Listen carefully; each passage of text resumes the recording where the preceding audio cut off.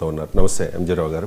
ఒక ముస్లిం మహిళా డాక్టర్కు నియామక పత్రం ఇచ్చే క్రమంలో బీహార్ సీఎం నితీష్ కుమార్ చేసిన ఒక చర్య ఇప్పుడు విమర్శలకు దారితీస్తోంది. నితీష్ కుమార్ రాజీనామా చేయాలి అని చెప్పి ఆర్జేడీ కాంగ్రెస్ పార్టీలు డిమాండ్ చేస్తున్న పరిస్థితి కనిపిస్తోంది. అండ్ ఆర్జేడీ నాయకులు అంటూ ఉన్నారు నితీష్ కుమార్కి మైండ్ సరిగా పనిచేయడం లేదు అని చెప్పేసి.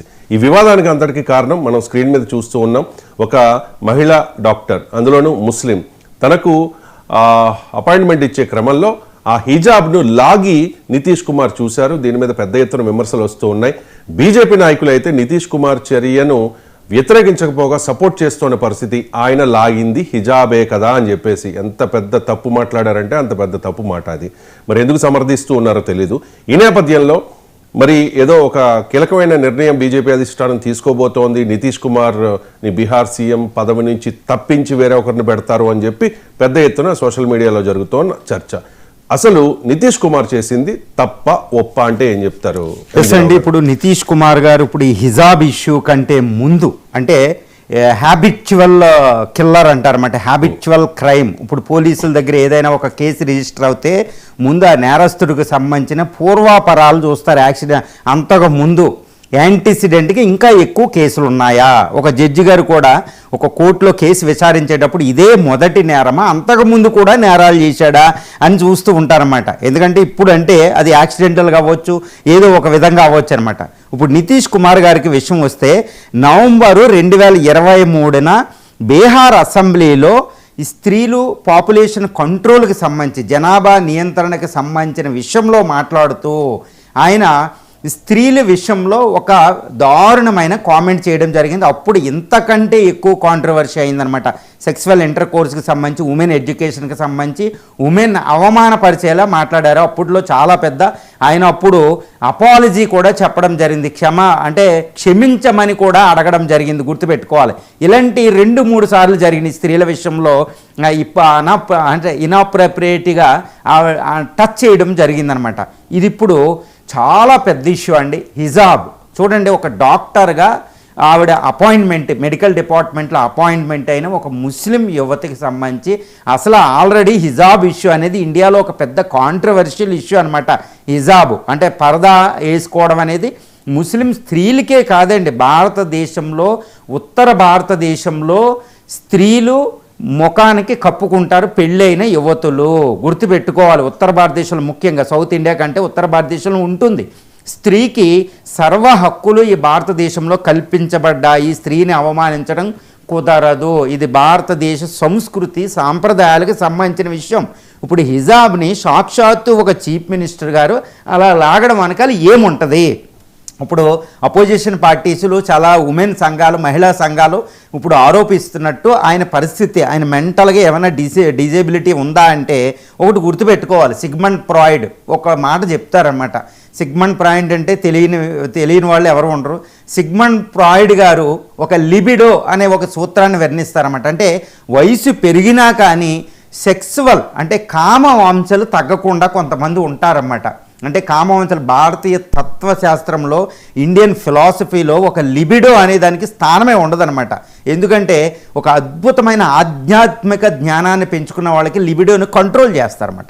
మహాత్మా గాంధీ 35 సంవత్సరాల నుంచే సెక్షువల్ ఇంటర్ కోర్సు స్టాప్ చేసి బ్రహ్మచర్య దీక్షలోకి వెళ్ళిన వ్యక్తి.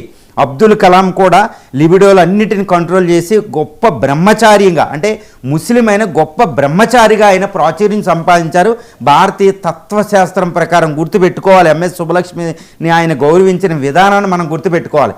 మరి నితీష్ కుమార్ గారు లిబిడో అంటే సిగ్మండ్ ఫ్రాయిడ్ చెప్పినట్టు ఆయన వయసు పెరిగిన కామ వాంఛలు తీరని విధంగా ఆయన ప్రవర్తన ఉందా అంటే ఆల్మోస్ట్ ఆయన అన్కాన్షియస్ స్టేజ్లో ఆ విధంగా ఆయన ప్రవర్తన ఉంటుందండి.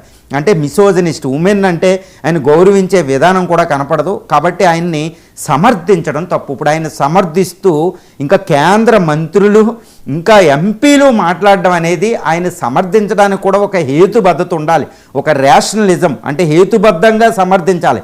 ఇలాంటి విషయాల్లో సమర్థించడం కుదరదు. నాకు తెలిసినంత వరకే ఇప్పుడు ఆర్ఎస్ఎస్ అని, ఇప్పుడు బీజేపీతో అలయన్స్ ఉన్న ఎన్డీఏ, ముఖ్యంగా మోడీ గారు ఇలాంటి విషయాల్ని సమర్థించరు అంటే సమర్థించరు. ఎందుకంటే చూడండి, అది గుర్తుపెట్టుకోవాలి, బీహార్ అంటే మిథిలా మిథిలా ప్రాంతం ఉంటుంది, సీత అమ్మ పుట్టిన ప్రాంతం గుర్తుపెట్టుకోవాలి. మహర్షులు అక్కడ ఒక బీహార్ నేల అంటే మాటలు కాదండి. అశోకుడు ఏలిన ప్రాంతం పాటలీపుత్రం ఉంది, భారతదేశంలో అతిపెద్ద మహాసామ్రాజ్యం ఉంది, బుద్ధుడు పుట్టిన నేల, దాంతోపాటు రాముడు సీత పుట్టిన నేల. రాముడు సీత వివాహం జరుగుతుంటే దశరథుడు మాటలు ఉంటాయి. సీతమ్మ ఒక ఆత్మ, అంటే ఆత్మగౌరవం, స్త్రీకి ఆత్మగౌరవం ప్రధానం గుర్తుపెట్టుకోవాలి. రావణుడు కిడ్నాప్ చేస్తే 10 సంవత్సరాల పాటు 10 నెలల పాటు రావణుడు కిడ్నాప్లో ఉండి సీత దగ్గర కూడా రావణుడు రాలేకపోయాడు. పరమ కామాంధుడు రావణుడు గుర్తుపెట్టుకోవాలి. అలాంటి ప్రాంతం బీహార్లో ఇలాంటి ఇష్యూ జరగకూడదు. పైగా ఇక్కడ ఏంటంటే ఇండియాస్ సెక్యులరిజం ఉంటుంది. ఇండియా అనేది ఒక లౌకిక రాజ్యం అండి, ఒక లౌకిక. ఇంకా ఇండియన్ ప్రియాంబుల్ ఏమీ మార్చలేదు, సెక్యులర్ అక్కడే ఉంది. భారత రాజ్యాంగం పోని సెక్యులర్ ప్రియాంబుల్లో మధ్యలో కాంగ్రెస్ పెట్టిందన్న ముందు ఆర్టికల్ 2932 అంబేద్కర్ పెట్టిన మొట్టమొదటిలోనే ఉంది. ఇప్పుడు ఇండియా అనేది సెక్యులరిజం, భారత సంస్కృతి సెక్యులరిజం. ఇండస్ వ్యాలీ సివిలైజేషన్లో ఉమెన్ పాత్ర చాలా ఎక్కువగా ఉంటుందండి. మరి అలాంటి ఉమెన్ విషయంలో హిజాబ్ లాగడం అనేది నా సొంత అభిప్రాయం ప్రకారం కూడా భారత సంస్కృతి ప్రకారం, సీతమ్మ పుట్టిన మిథిలా ఉన్న బీహార్ సంస్కృతి ప్రకారం చూసిన ఒక స్త్రీకి సంబంధించిన ముఖాన్ని దాచుకున్న హిజాబ్ని ఆయనే బలవంతంగా తీయమ్మ అనడం కాదు, ముఖాన్ని చూడాలనుకుంటే ఆయనే ఇలా లాగి ఇలా చూడడం అంటే అది మాత్రం తప్పు. ఆయన వయసుకు కూడా సంబంధం కాదు, అది కూడా ముఖ్యమంత్రికి సంబంధం కాదు. ఇప్పుడు అందరూ అపోజిషన్ పార్టీలు ఇప్పుడు విమర్శించడంలో ఏ మాత్రం తప్పు లేదు. మరి ఆయన మీద ఇప్పుడు కేవలం ఇప్పుడు చూడండి, అదే డాక్టర్ ఎవరైతే హిజాబు లాగడానికి కారకులయ్యారు, అంటే ముఖ్యమంత్రి గారే స్వయంగా హిజాబ్ కిందకి లాగారు కాబట్టి నాకు బ్యాడ్ నేమ్ వచ్చింది, ఆయన ఇచ్చిన అపాయింట్మెంట్ని నేను స్వీకరించను, ఈ జాబ్లో జాయిన్ అవ్వనని ఇప్పుడు ఆవిడే అంటుంది. కాబట్టి ఎంతటి అపవాదం అంటే it's not a augur well for the Indian democracy and Indian socio economic cultural pattern. Especially ఇప్పుడు ఆఫ్ ఇండియా గుర్తుపెట్టుకోవాలి, సమ్మిళిత అభివృద్ధి మోడీ గారు కూడా అప్పుడప్పుడు అంటూ ఉంటారు. ఆఫ్ ఇండియా అర్ధ నాదేశ్వరుడు అనే తత్వంతో ఇప్పుడు ఇండియాలో 145 కోట్ల మందిలో సగం పాపులేషన్ ఈరోజు ఉమెన్ ఉంది. వర్కింగ్ పాపులేషన్ కేవలం 15. ఇంకొక మిగిలిన 85% మంది వర్క్ ఫోర్స్ భారతదేశంలో రాకపోతే వికసిత్ భారత్ రాదు. మరి ఈ హిజాబ్లో ఇలాగే దారుణమైన, ఇప్పుడు చూడండి ఎక్కడికక్కడ రేప్స్ ఇవి జరగడం వల్ల ఉమెన్ని బయటికి పంపాలంటే ఘోరమైన పరిస్థితి ఉంది. ఉమెన్ భద్రతకి ఈరోజు కూడా ఇండియాలో భద్రత లేదు, దారుణమైన పరిస్థితి. ఎక్కడ బెంగళూరు నుంచి ఐటీ కారిడార్స్, ఢిల్లీ ఇండియా రాజధానిలో కూడా ఈ ప్రాంతం లేదు. మరి ఉమెన్ భద్రత, ఉమెన్ ఇలా బయటకు పంపాలంటే మగవాళ్ళు ఏమనుకుంటారు? ఇదిగోండి ఇది పరిస్థితి, చాలా దారుణమైన పరిస్థితి.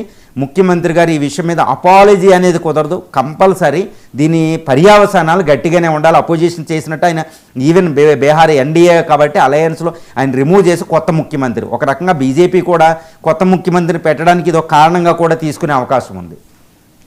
రైట్. ఇక